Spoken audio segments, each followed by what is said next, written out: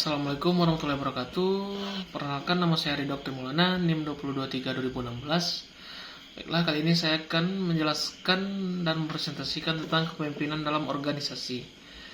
Kepemimpinan adalah suatu kekuatan yang memegang peran penting dalam keberhasilan organisasi manapun. Bagaimana dengan pengertian kepemimpinan dalam organisasi?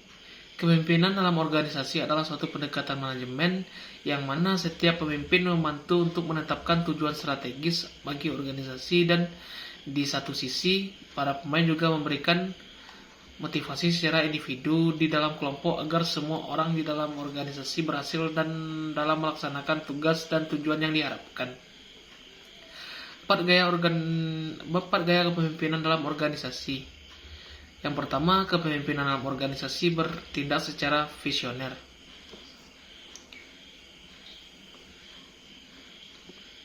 Seorang pemimpin dalam organisasi perlu menjadi individu yang visioner, di mana dirinya mampu merancang tujuan dan visi misi yang jelas, serta meyakinkan seluruh anggotanya bahwa mereka sedang menuju jalan keberhasilan. Beberapa contoh kepemimpinan dalam organisasi adalah para pemimpin mampu mengamati dan mendengarkan orang-orangnya dalam lapisan organisasi apapun. Selain itu juga mereka dapat mampu untuk mempertimbangkan dan mengintegrasikan berbagai perspektif orang lain dengan pemikiran original yang mereka miliki. Tidak hanya itu, sebagai pemimpin yang visioner, mereka mampu bekerja dengan baik dalam tim dan membimbing anggotanya untuk menjadi visi misi yang diharapkan. Kepemimpinan dalam organisasi bertindak sebagai arsitek. Dengan memiliki visi misi yang jelas, seorang pemimpin sebenarnya sedang menjadi arsitek organisasi yang terarah. Para pemimpin dalam organisasi bukan hanya dituntut untuk merencanakan masa depan, namun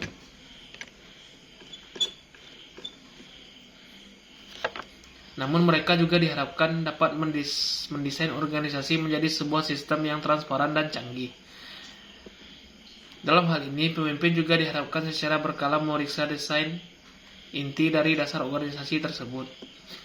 Yang selanjutnya, kepemimpinan dalam organisasi bertindak sebagai katalisator atau katalis. Sebagai seorang pemimpin di dalam organisasi, para pemimpin dituntut untuk memiliki gaya kepemimpinan seperti katalisator atau katalis.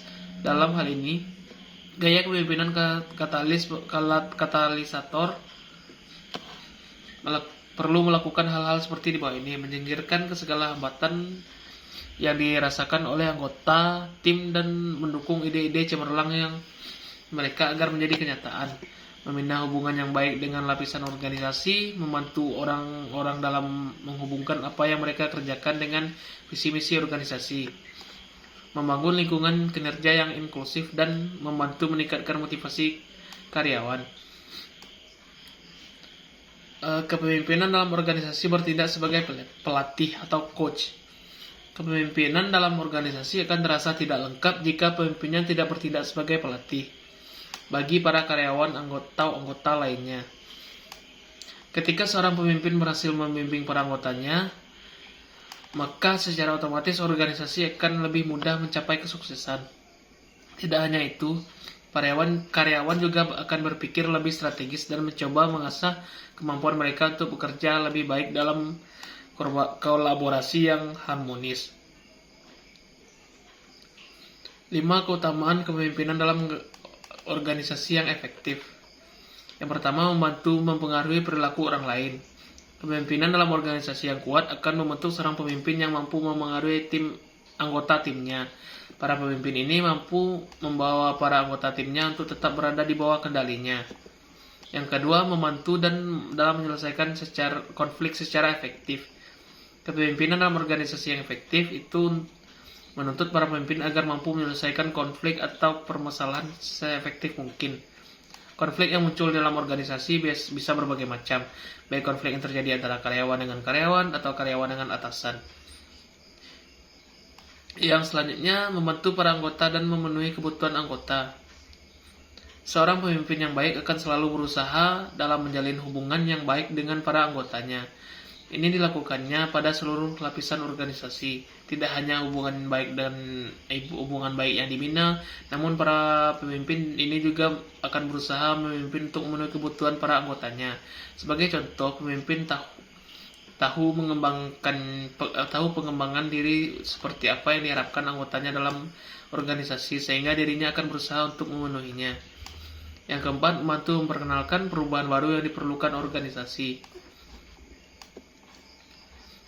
Jika hal ini tidak dilakukan, para karyawan juga tidak mampu untuk mengikuti segala perkembangan dan perubahan yang ada.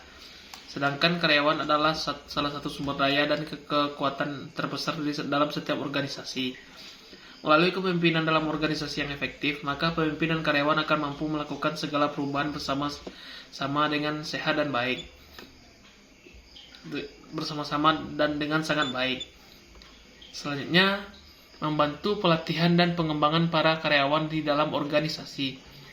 Keutamaan lain yang ada pada kepemimpinan dalam organisasi adalah ikut membantu segala pelatihan dan pengembangan para karyawan atau anggota tim dalam organisasi.